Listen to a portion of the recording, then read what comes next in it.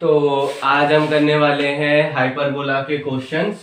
ठीक है, तो दो क्वेश्चंस ब्लैक बोर्ड पे लिखे हुए हैं, व्हाइट बोर्ड पे लिखे हुए हैं। ठीक है, तो क्या है हमारे पास, जैसा कि हर एक में हमने देखा था, एक टाइप के क्वेश्चन हर एक के अंदर बनने की इक्वेशन ऑफ जो भी वो फिगर है, हाइपरबोला, एलिप्स या जो भी है, सर्कल, पैराबोला, उसकी इक्वेशन दी होगी एंड उसके पार्ट्स के बारे में पूछा होगा या उससे रिलेटेड जो भी हमने चीजें पढ़ी हैं उनके बारे में पूछा होगा। तो यहाँ पे हाइपरबोला की इक्वेशंस दे रखी हैं एंड उसमें बोल रखा है कि उसके फोकाई के कोऑर्डिनेट्स बताओ, वर्टिसेस के कोऑर्डिनेट्स बताओ, इसेंट्रिसिटी बताओ and length of latus rectum. अब लेंथ ऑफ लेटस रेक्टम मैंने इसमें कराया नहीं है, लेकिन यहाँ भी length of latus rectum is equal to 2b² a। ठीक है, उसी के इक्वल होती है। अब कराने की कोई जरूरत है नहीं, तुम खुद भी करके देख सकते हो। ठीक है, सब कुछ मैं ही थोड़ी कराऊंगा, तुम बड़े हो गए हो। ठीक है, तो क्या क्या करना, लेटस रेक्टम की डेफिनेशन वही है, फोकाई से पास होने वाली line which is perpendicular to transverse axis whose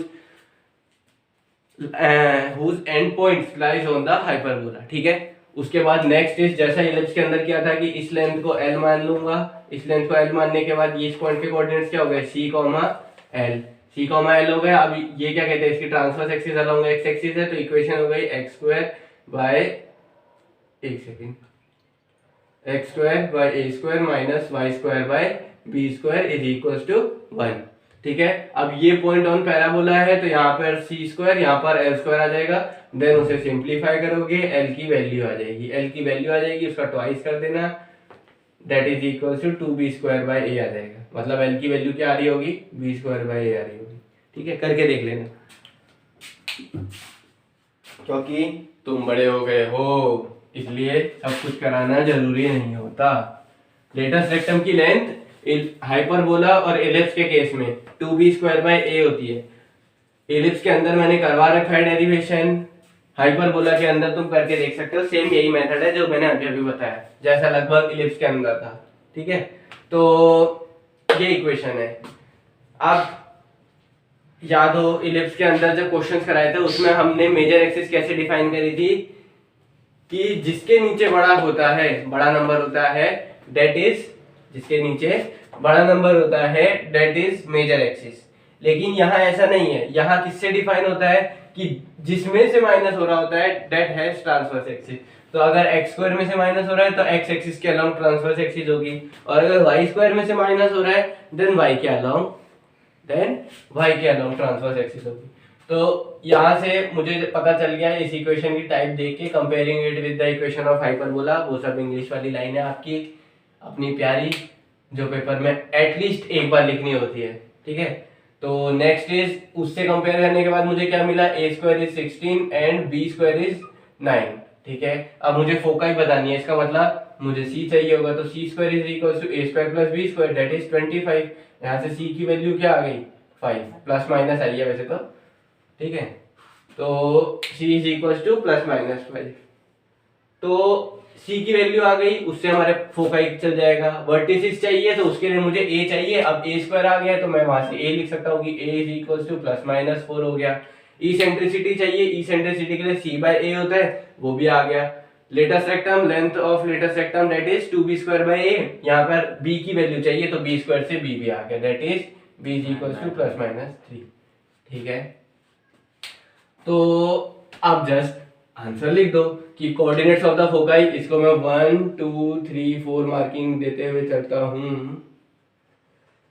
तो first part, coordinates of the foci क्या हो गए, transverse axis is along X axis. लिखना है कि transverse axis is along X axis, therefore कि coordinates of the foci are plus minus 5, 0। ठीक है, प्लस माइनस 5 0। ठीक है, क्योंकि एक्स एक्सिस पर है। Second one is coordinates of the vertices that is also on x axis, क्योंकि transverse axis along x axis है, तो a ये है, तो coordinates of the vertices are plus minus 4 0। And next is eccentricity, third one, that is e is equal to c/a, और ये हमें eccentricity में c और a पॉजिटिव लेने होते हैं, तो that is 5/4, that is 5/4। Solve करना चाहो तो सॉल्व भी कर सकते हो, 1.25।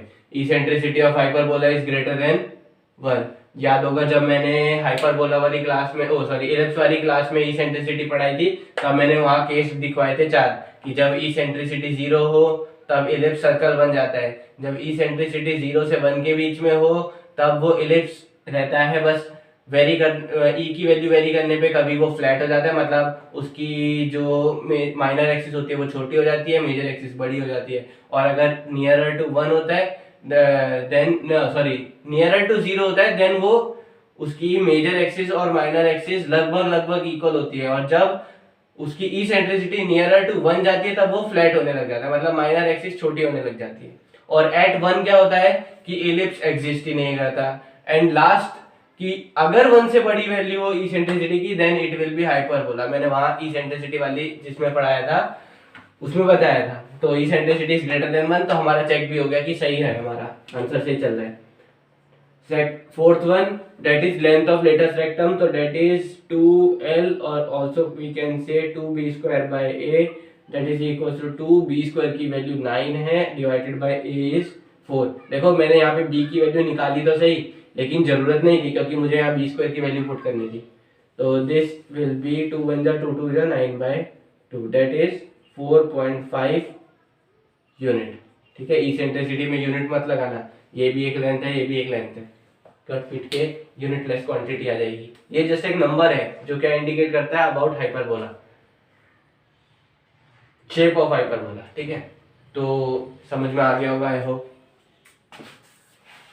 अब एक क्वेश्चन ये है, जैसा कि मैंने बताया था कि हमें इलिप्स के अंदर भी हमने ऐसे क्वेश्चंस किए थे कि जिसमें ऐसे नंबर्स और इधर कोई कांस्टेंट था, तो उसमें हमने क्या किया था कि इधर हमने जो कांस्टेंट था उसे 1 कर दिया था, और उसे 1 करने के लिए पूरी इक्वेशन को 784 से डिवाइड कर दो। सेम वही काम यहाँ करना है, तो पूरी इक्वेशन को 784 से डिवाइड किया तो y² 49 784 minus 16x² 784 is equal to 1।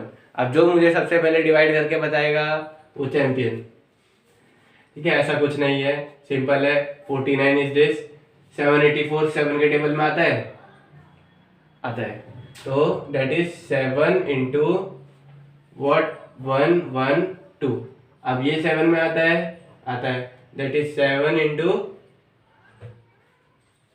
What 7 1 जा एंड 7 6 जा, दैट इज 16। तो 7 7 7 से 7, that will B y²/16 and this is, अब देखो इसके टेबल में 16 आया है और 2 16 है यहाँ पर, तो 16 से 16 कट जाएगा, 2 7 बच जाएंगे।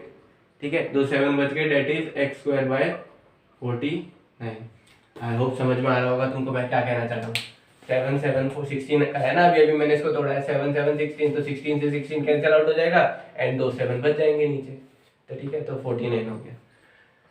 ये आ गई मेरे पास, इसको सॉल्व करने के बाद हाइपरबोला की टर्म्स में। अब इसमें y² में से माइनस हो रहा है, तो now transverse axis is along या इज ऑन y एक्सिस। अगर y एक्सिस पर है तो अभी a² की वैल्यू 16, b² की वैल्यू 49। ठीक है, ये a² हमेशा बड़ा होगा, ये था इलिप्स के अंदर।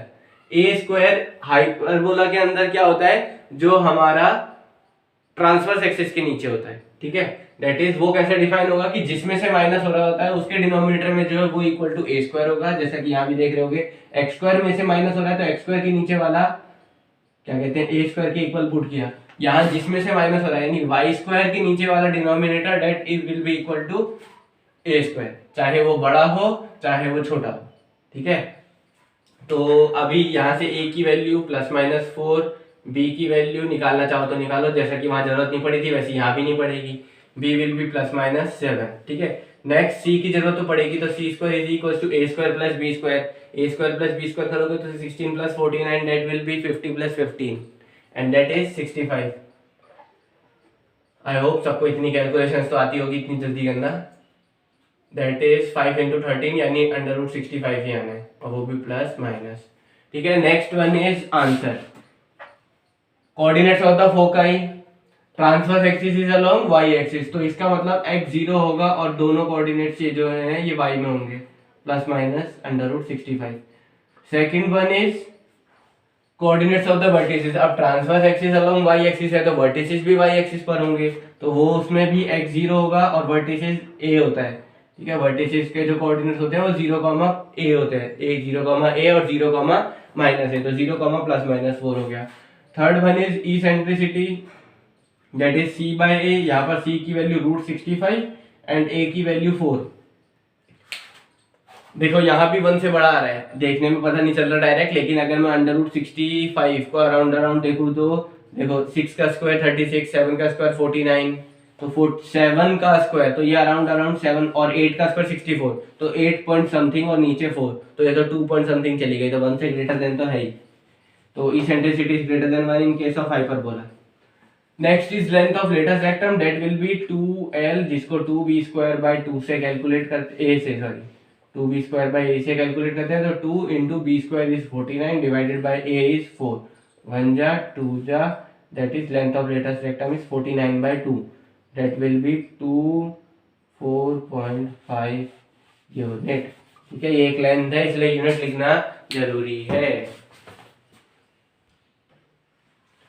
तो अब नेक्स्ट 2 क्वेश्चंस और है हमारे पास, क्या कि हाइपरबोला के अंदर ये दे रखा है कि फोकाई यहाँ पर है, ये कोऑर्डिनेट्स है फोकाई के, ट्रांसवर्स एक्सिस की लेंथ दे रखी है। ठीक है, तो उसकी इक्वेशन बताओ। फोकाई के कोऑर्डिनेट्स दे दिए, कॉन्जुगेट एक्सिस की लेंथ दे दी, उसकी इक्वेशन बताओ। ठीक है, तो देखो फोकाई ऑन एक्स एक्सिस, तो transverse is on x axis, तो इसकी इक्वेशन इस फॉर्म की हो गई, x² / a² - y² / b² is equal to 1। I hope अब तक तो ये बात सबको समझ में आ गई होगी कि जो पार्ट्स दिए होते हैं उसकी हेल्प से हम हमारी जो एलिप्स, हाइपरबोला या जो भी बन रहा है उसकी इक्वेशन का अंदाजा लगा सकते हैं। ठीक है, नेक्स्ट कि उसके अंदर जो हमें पुट करना होता है वो हम गिवन कंडीशंस की हेल्प से निकाल लेते हैं। तो अभी मुझे a² और b² चाहिए, तो नाउ अब उसने मेरे से क्या बोले, ट्रांसवर्स एक्सिस की लेंथ 8 है, तो that will be equal to 2a। ठीक है, that will be equal to 2a, तो वो 8 हो गया। यहाँ से मेरे पास a की वैल्यू कितनी आ गई 4, तो a² की वैल्यू कितनी आ गई, डेट इज 4 4 जा 16, a² की वैल्यू आ गई। नेक्स्ट बच गया b²। अब b² कहाँ से आएगा, वापस फोकाई से आएगा। फोकाई से कैसे आएगा, फोकाई क्या है c इज इक्वल टू 5, तो यहाँ से मेरे पास relation between a, b and c, a मिल गया, c मिल गया, उस रिलेशन की हेल्प से मैं b निकाल सकता हूँ। तो c² is equal to a² plus b², तो b² is equal to what, c² that is 25 minus a² that is 16, b² is 9। ठीक है, अब यहाँ पर अंडर रूट मत करना क्योंकि हमें तो b² ही चाहिए, a² आ गया, b² आ गया, जस्ट पुट इन इट और आंसर आपकी आंखों के सामने है, that is x² / 16 minus y² / 9 is equal to 1। I hope सबको समझ में आ गया होगा। सिमिलरली वो वाला क्वेश्चन है, फोकाई y एक्सिस पर दे रखी है, तो transverse axis is on y axis, तो this is y² / a² minus x² / b², जिसके अलोंग ट्रांसवर्स एक्सिस होगी उसमें से माइनस होगा एंड उसके नीचे a² आएगा, इज इक्वल टू 1। ठीक है, फिर वही a² और b² रह गए, तो सबसे पहला कॉन्जुगेट एक्सिस की लेंथ दी है 24, तो that is 2b is equal to 24, तो b is equal to 12, b की वैल्यू आ गई, तो b² इज इक्वल टू 144।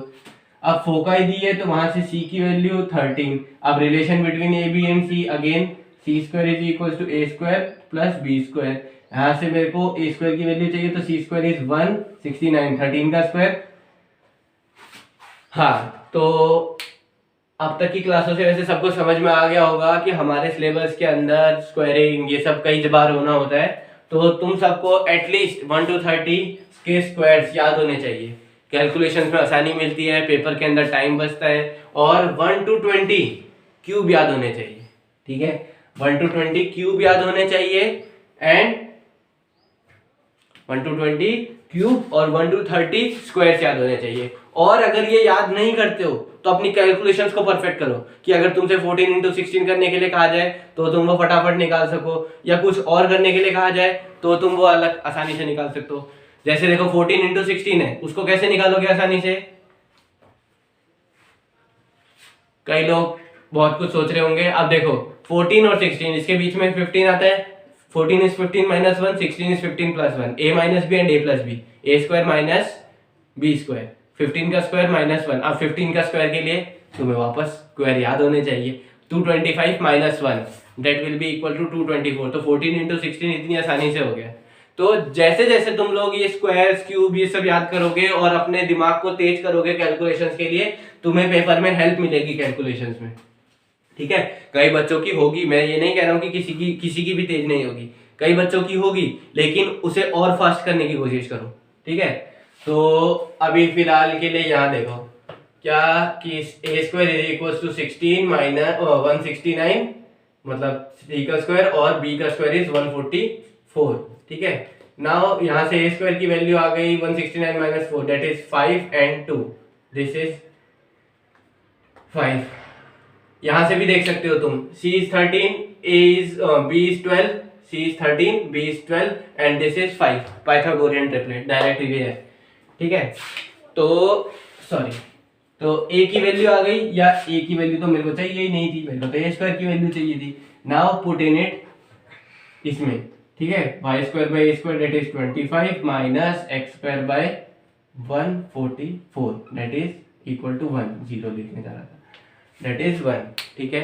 तो आई होप समझ में आ गए होंगे आप सभी को क्वेश्चंस।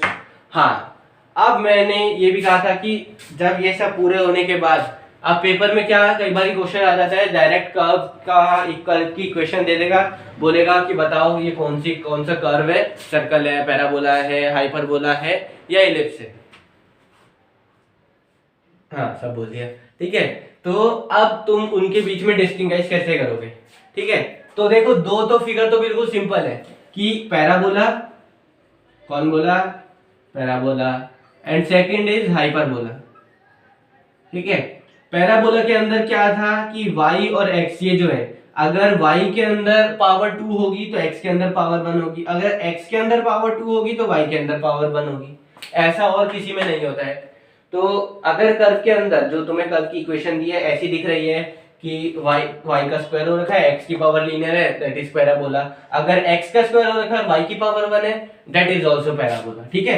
लेकिन y जहां जहां पर भी है उस हर एक की पावर 1 होनी चाहिए। अगर x की 2 है तो जहां जहां पर x है उस इक्वेशन के अंदर वहां वहां पर x की पावर 2 होनी चाहिए, और जहां जहां पर y है उसकी पावर 1 होनी चाहिए। अगर y की 2 है हर जगह तो x की हर जगह 1 होनी चाहिए। अब ऐसा नहीं कि x स्क्वायर भी प्रेजेंट है, y स्क्वायर भी प्रेजेंट है, और क्या कहते हैं ये 2 और 1 भी प्रेजेंट, मतलब लीनियर पावर भी प्रेजेंट है, तब ऐसा नहीं होगा। और हाइपरबोला के अंदर माइनस साइन आइडेंटिटी, माइनस और किसी में नहीं आता, ना ही सर्कल की इक्वेशन के अंदर आता है, ना ही पैराबोला में आता है, ना ही इलिप्स में आता है, जस्ट इन हाइपरबोला, ठीक है।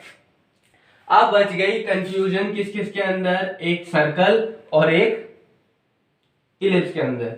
तो सर्कल के अंदर भी एक्स स्क्वायर आता है और वाई स्क्वायर आता है, और इलिप्स के अंदर भी एक्स स्क्वायर और वाई स्क्वायर आता है, ठीक है। तो इनके बीच में कैसे डिस्टिंग्विश करना है कि देखो कई बार तो डायरेक्ट हो जाएगा कि अगर एक्स स्क्वायर वाई स्क्वायर के साथ में सिर्फ एक्स की टर्म, एक और एक्स की टर्म भी हो, या सिर्फ वाई की टर्म हो, या दोनों हो, ठीक है। एक्स स्क्वायर वाई स्क्वायर तो हो ही, वो तो जरूरी है एक सर्कल की इक्वेशन आने के लिए, या तो एक्स की टर्म हो या वाई की हो या दोनों हो, then it will be equation of circle, ठीक है, then it will be equation of circle. लेकिन अगर सिर्फ एक्स स्क्वायर और वाई स्क्वायर की टर्म्स आ जाएं, तब तुम लोग कैसे बताओगे कि वो इलिप्स है कि सर्कल है, ठीक है। जैसे कि मैं एक एग्जांपल लिखता हूं यहाँ पर कि x square plus y square is equal to 4, और एक इज x square plus 2y square that is 4। अब देखो तुम होशियार हो, मुझे पता है, सबके सब बता भी दोगे डायरेक्ट कि कौन सा सर्कल है कौन सा इलिप्स है, लेकिन कई बच्चों को नहीं पता चलता है। तो क्या है कि x square plus y square, चाहे वो सर्कल हो उसको लेकिन छोड़ दो, उसको सर्कल मत मानो, एक्स स्क्वायर और वाई स्क्वायर है, सिर्फ एक्स स्क्वायर और वाई स्क्वायर की बात कर रहा हूं। अगर एक्स और वाई है तब तो वो सर्कल हो चुका है, लेकिन अगर एक्स स्क्वायर और वाई स्क्वायर है तो उसको इलिप्स की फॉर्म में कन्वर्ट कर दो। क्या करो, उसे इलिप्स की फॉर्म में कन्वर्ट कर दो, मतलब इधर कांस्टेंट को 1 कर दो, तो that is x square by 4 plus y square by 4 is equal to 1। इधर भी सेम वही, ये x square by 4 plus y square by 2/4 होगा, तो वो कट पिट के 2 इज इक्वल टू 1, ठीक है।